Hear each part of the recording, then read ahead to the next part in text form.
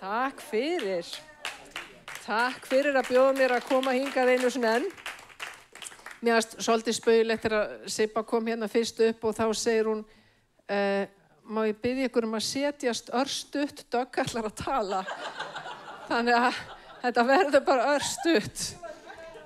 Nei, hún var ekki að meina að þannig. Takk Jesús, takk Drottinn fyrir að þú heyrt bæn mína og ég bið þess heilagur andi, vertu velkomin. Ég bið þess að þú verðir hér á meðal, þú veist hvað bærist í hjörtum okkar. Gerðu það sem þú einn getur gert. Við erum þín. Heilagur andi komdu. Amen. Amen. Fyrir nokkrum árum, þá var ég að horfa á jarðarför í Bandaríkjunum. Það eru ýmislegt sem ég geri mér til skemmtunar. Jarðarfarir eins og kannski einhverjir ykkar vitið í Bandaríkjunum eru allt öðruvísi heldur en hér. Það er svona að vera að fagna lífinu og það eru alls konar vitnisburðir sem maður heyrir og fólk segir allt mögulegt og þetta einhvern veginn, ég held að það geti verið ákveðin lækning í þessu. Allavega, jarðarförin sem ég var að horfa á var nú ekki bara jarðarför einhvers, þetta var jarðarför Billy Grahams og ég hef einhvern tíma talað þetta áður. Það var einn vitnisburður á þessari jarðarför sem snerti mig mjög djúpt og ég trúi að eigi erindi hingað í dag. Sko, Guð gefur okkur visku og vit og val að velja hvaða veg við förum og velja milli góðs og ills og milli þess sem við okkur langar og kannski hans vilja. Og dóttir Billy Grahams, Ruth Graham, stóð upp á þessari jarðarför til þess að minnast pappa síns. Og sko, ég veit ekki með ykkur, en þegar ég segi sögur af sjálfri mér, þá er mér alltaf skemmtilega að segja sögur þar sem ég kem svolítið vel út. En ekki svona hverju ég klúðraði og hverju pabbi bara reddaði. En sagan sem hún sagði var af hennar eigin klúðri. Og hún var svo berskjölduð og hún var svo brotin og það er alveg örugglega það sem snertir við fólki og snertir við fólki þarna og það sem ég trúi að hafi mögulega skipt líka máli á þessari jarðarför var að hún sagði bara sannleikan. Sannleikurinn gerur okkur frjáls.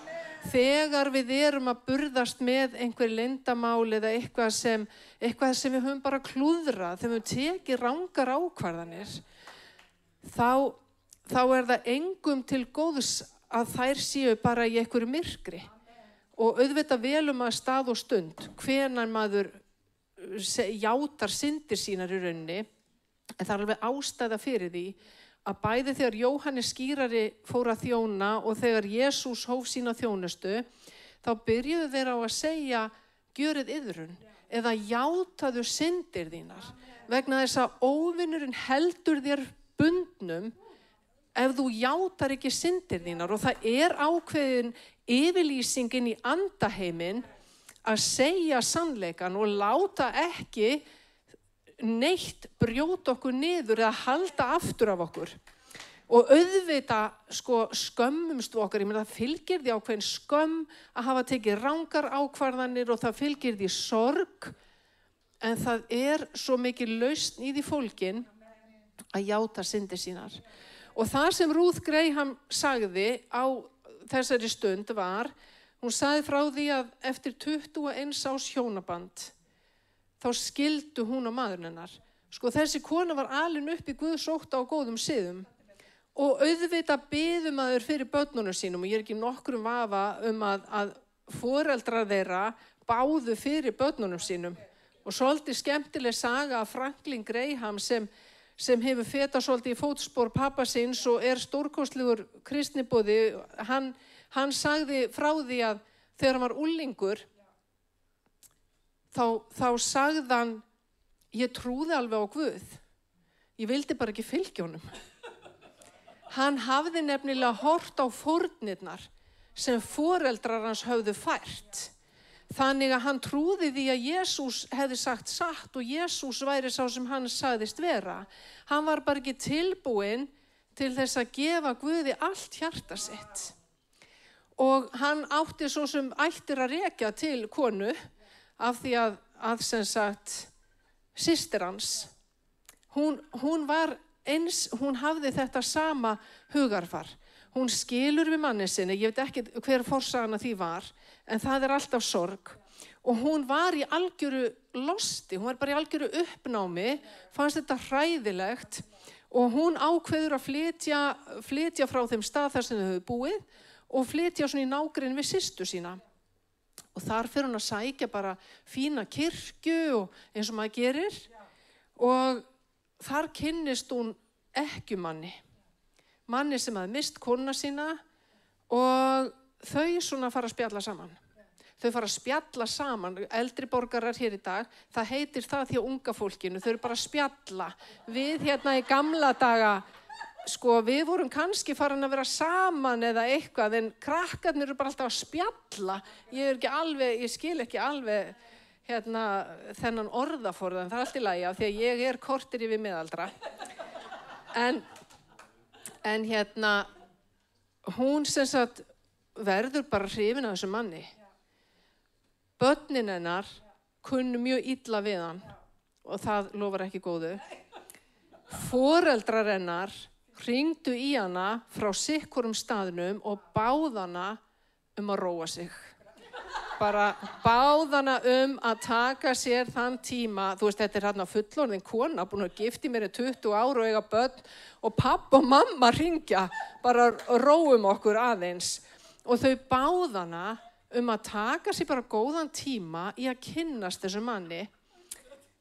En hún sagði, ég var þrá og ég var þrjósk og ég hugsaði, hvað vita þau það að vera einstæð móðir?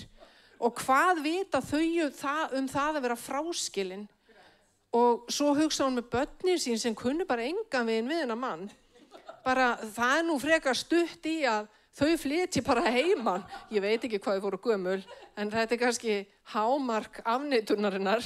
Þau eru bara alveg að fara heiman og hvað, ætlar aldrei að fá þau í heimsókn. En allavega, hún giftist þessu manni bara kvispæng á gamlárskvöld. Svo segir hún frá því á þessari jarðarför. Hún var ekki búin að vera gift honum í 1 sólarhring þegar hún áttar sig á því hvílíku mistök hún hefur gert. Það svolítið vont. Og eftir 5 vikur þá flýr hún í rauninni frá honum. Hún var bara hrædd við hann. Það hefði eiginlega verið betra að hlusta á pabba og mömmu og krakkar hérna, hlustiði á pabba og mömmu. Þau vilja ykkur alltaf besta. Þó að þau séu orðnir kannski eldri borgarar. Amen, heyrist inn í fullt af fólki. En þegar hún áttar sig á því hvílík mistök hún hefur gert og bara hversu föst hún var, hvað gerur hún þá? Hún hringir í fólkið sem hún var búin að valda svo mikilli sorg og bara vonbrigðum. Hún hringir í pabba og mömmu. Spáði hvað gott að eiga fullorðna foreldra sem hafa nú kannski ekki, kalli ekki allt ömmu sína, en amma þeirra auðvitað löngu farin. En þau segja bara komdu heim.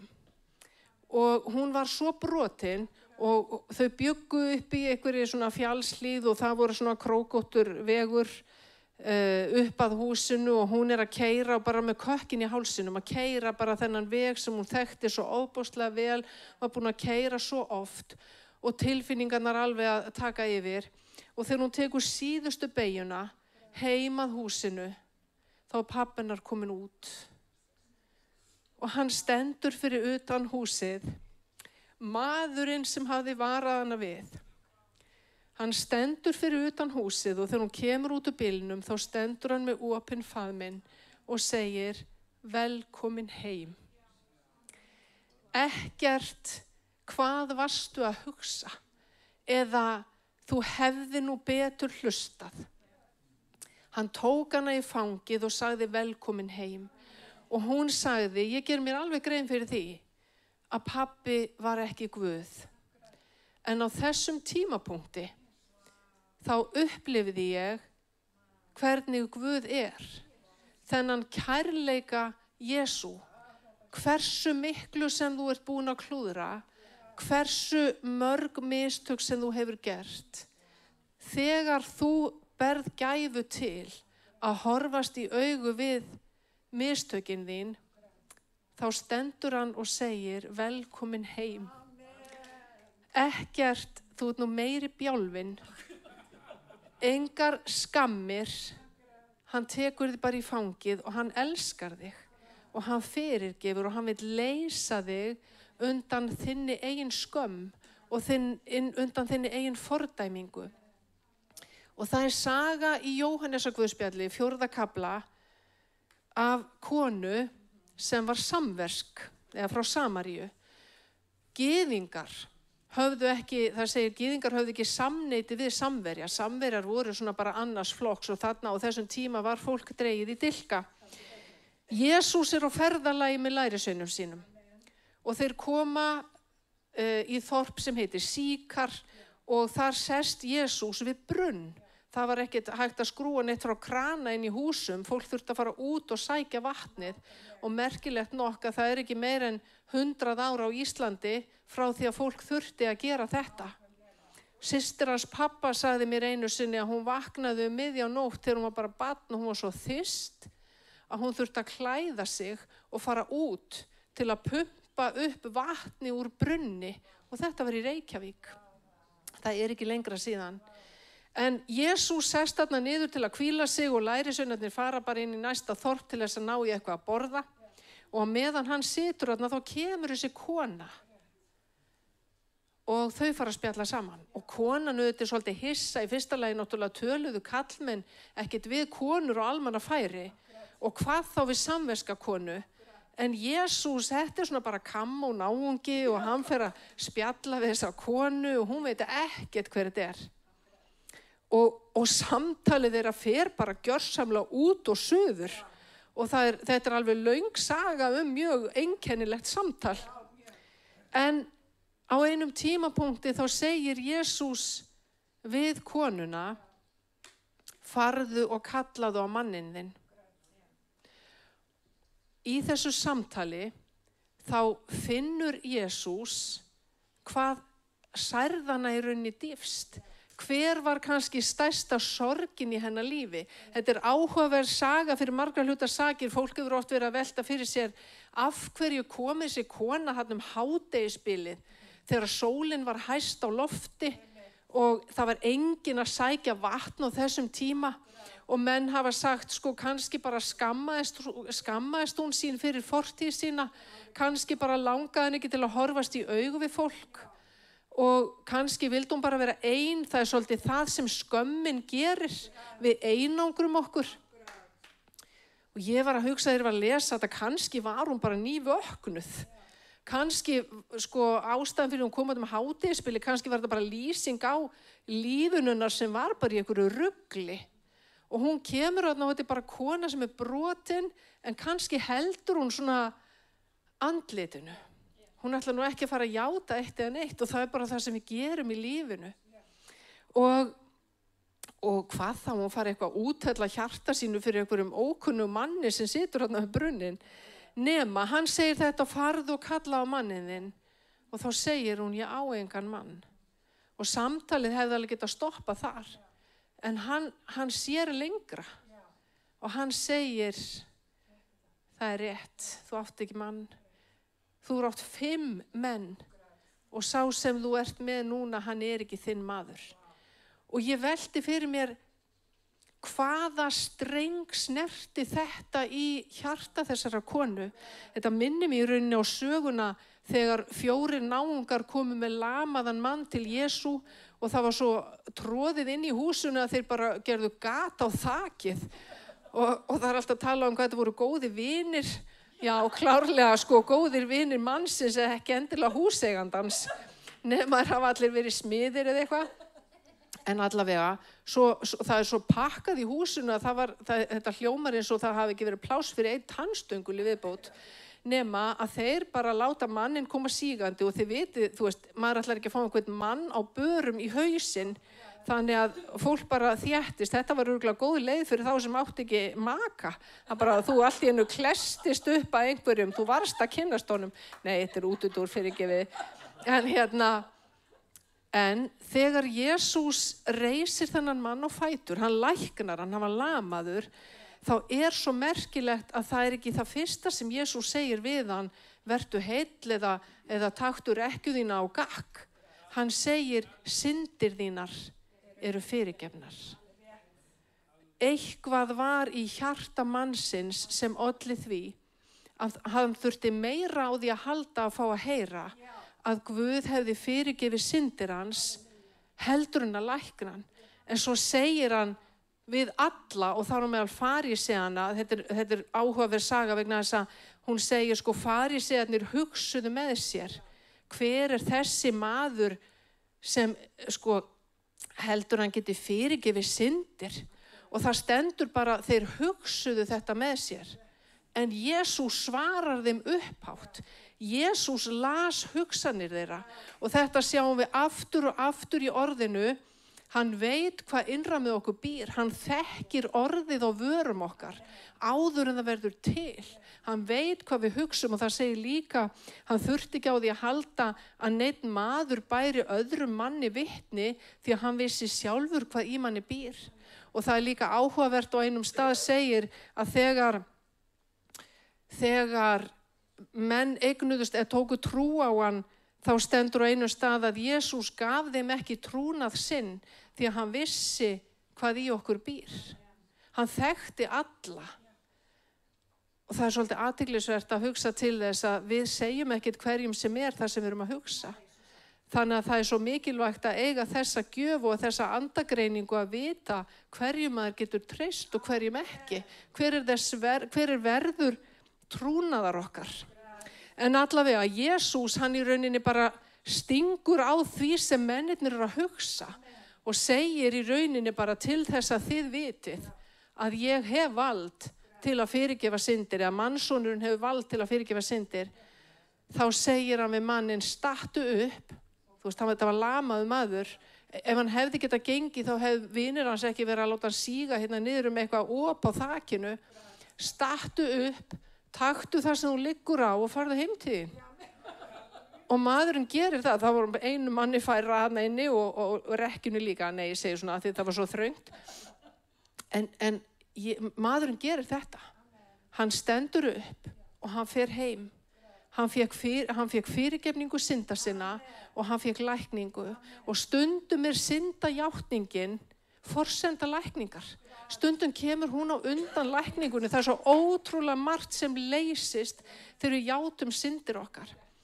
Og þegar Jesús hittir þessa samvisku konu og að spjalla við hana á einhverjum tímapunkti, þá breytist eitthvað hjá konunni. Á einhverjum tímapunkti þá áttar hún sig á því að hún þarf ekki að lifa því lífi sem hún hefur lifað. Það til betri leið. Það til önnur leið. Hún allt í hún eignast von. Og þá kemur í Jóhannesarguðspjalli einhver ótrúlegasta setning bara sem ég hef lesið lengi. Konan fer inn í borgina að hitta fólkið sitt og hún segir, komið með mér og hittiði mann sem sagði mér allt sem ég hef gert. Sko, ef konan hefði nú bara átt flekklausa fortíð, þá hefði þetta verið allt í lagi. En hver sem á fullt af leyndarmálum og skammast sín fyrir alls konar hluti, hver segir bara komið og sjáu mann sem bara, fletti ofan að mér. Komið og sjáu mann sem bara sagði, sem bara opinberaði öll leyndarmálin mín. Eitthvað hefur fólkið í þessari borg séð á þessari konu. Eitthvað hefur breyst í farið þessara konu. Þeir bara elta hana út úr borginni og þeir koma til Jesú. Og svo segja þeir við hana seinna, það ekki lengur vegna vitnisburðarins þín sem við trúum. Við höfum séð hann og við höfum heyrt hann. Hún leiðir fólk til Jesú og það sannfærist að hann sé sá sem hann sagðist vera. Og þau báðan að staldra við hjá sér. Þau báðan að fara ekki alveg strax. Og hann varð við því. Í Bandaríkjunum var einu sinni kona sem hét Kathryn Kuhlman. Stórkostlegur lækningapredikari. og hún hafði mikil áhrif á Benny Hinn. Smurning Guðs yfir þessari konu var alveg ótrúleg og fólk læknaðist og fólk leystist. Ég veit ekki hvort þið hafið hort á þætti á YouTube, ég hvet ykkur til þess að þið hafið ekki skoðað þetta, þætti sem heita God's Generals og fjalla þessa lækningapredikara hérna áður fyrir eða fólkið sem hafði alveg ótrúlega áhrif fyrir Guð og átti sem sagt, kraftur heilags anda fylgdi þessu fólki. Það fjallað Katrín Kuhlmann í einum af þessum þáttum. Og þar fjallað fortíðinnar. Þetta eru þættir sem í rauninni ekki bara að lyfta fólki upp. Það líka talað brestina. Það talað hvernig var fortíð þessa fólks. Úr hvaða jarðvegi það sprottið. Þetta var nefnilega bara venjulegt fólk. Þetta var bara venjulegt fólk eins og ég og þú. En þau áttu hungur og þorsta. Þau langaði að fá að sjá eitthvað meira. Og það hvíldi köllun á lífið þeirra. En rétt eins og með Ruth Graham. Guð leyfði henni að gera mistök. Guð leggur fyrir okkur rétt og rangt og hann felur okkur ákveðið val og þar við ábyrg. Og rétt eins og með Ruth Graham þá hafði Katrín Kuhlmann val í lífinu og hún tók fullt af röngum ákvörðunum. Hún giftist röngum manni, allavega 2 held ég, og hún gerði bara fullt af vittleysum og hún var ofboðslega brotin.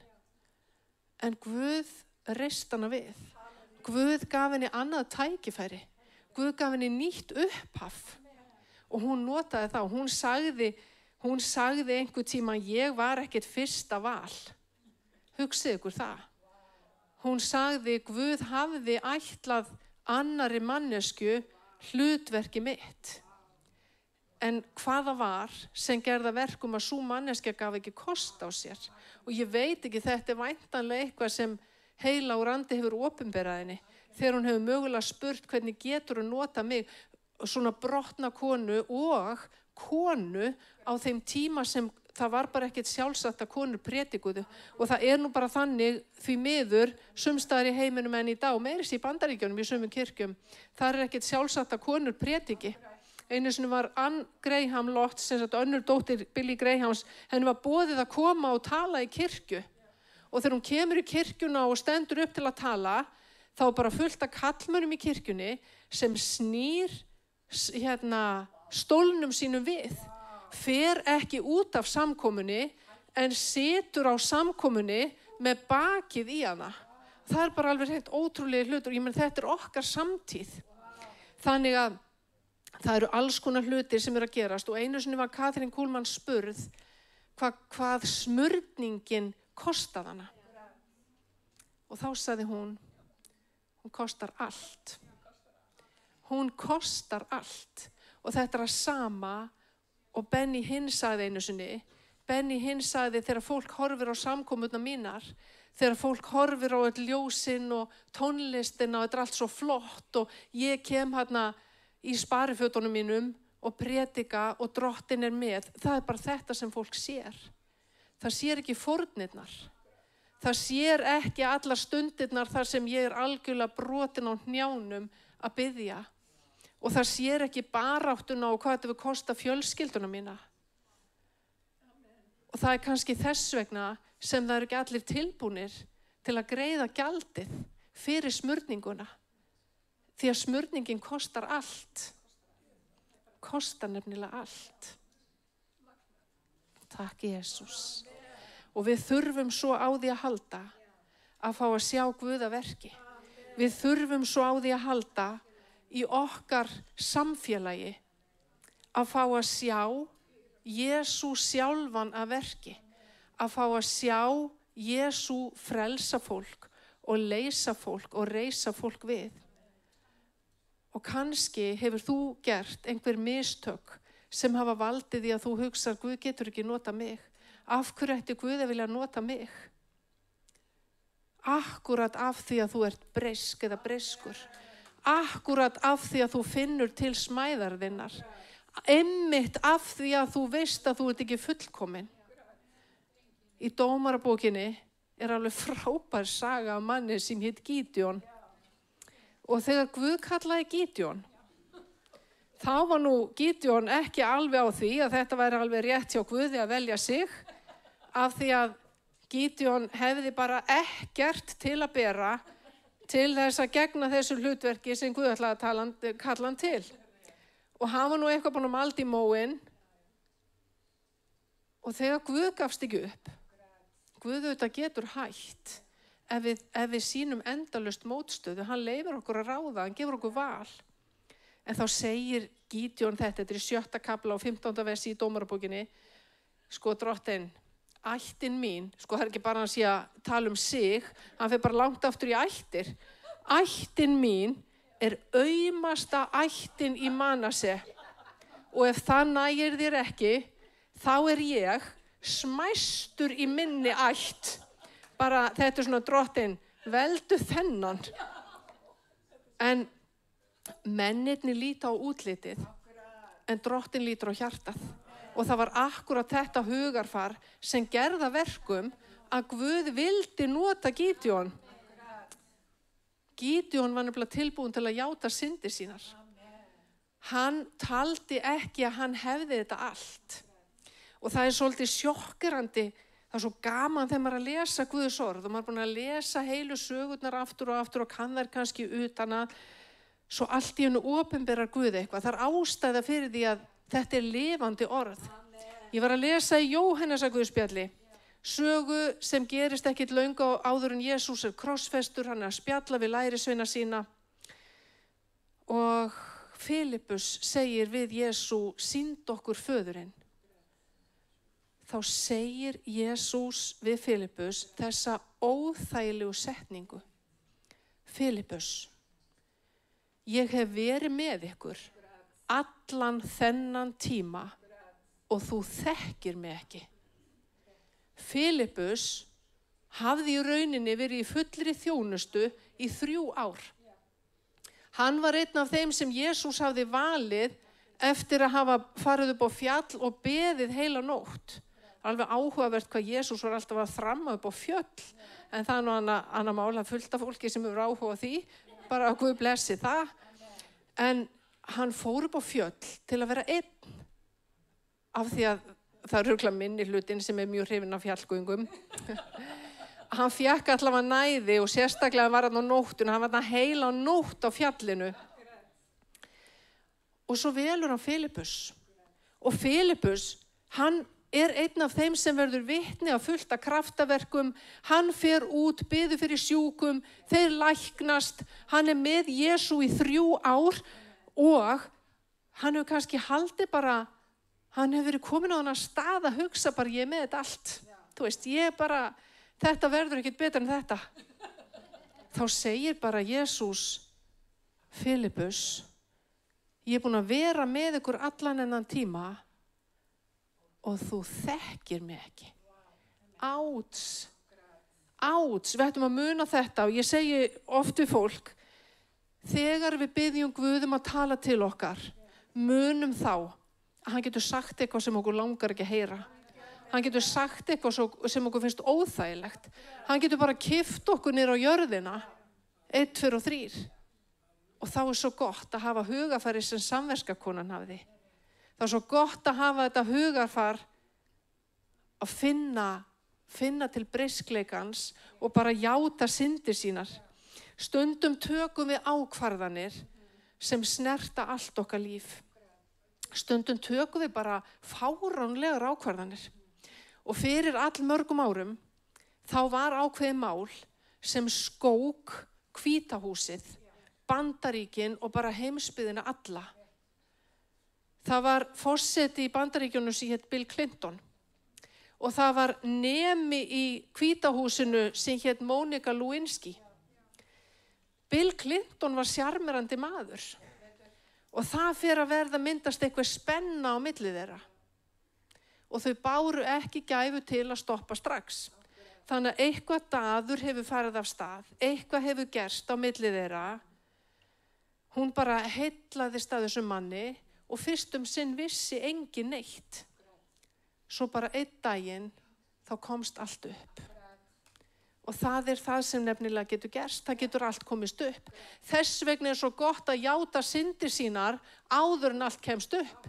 Vegna þess að þá hefur enginn neitt á þig. Ef þú ert búinn að berskjalda þig, þú ert búinn að gera hreint fyrir þínum dyrum, þú ert búinn að afgreiða hlutina, þá hefur fólk engan krók í þig. En þessi kona, Bill Clinton var heimsþekktur. Það vissi enginn hver Monica Lewinsky var fyrir bara einn daginn. Þá vissi öll heimsbyggðin hvaða kona þetta var. Þetta var rúmlega 20 stelpa og hún kærði sig ekki þessa athygli. Þetta var bara ótrúlega vont og hún upplifði skömm sem hún sat uppi með og þurfti mörg ár að vinna úr. En það annað við þessa sögu sem hefur svo oft snert mig og mér finnst svo magnað.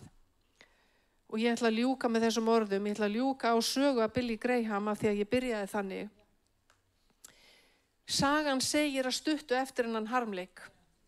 Þegar enginn vildi vera vinur Bills Clintons og fólk einhvern veginn bara, hann hafði brugðist og hann hafði misboðið fólki.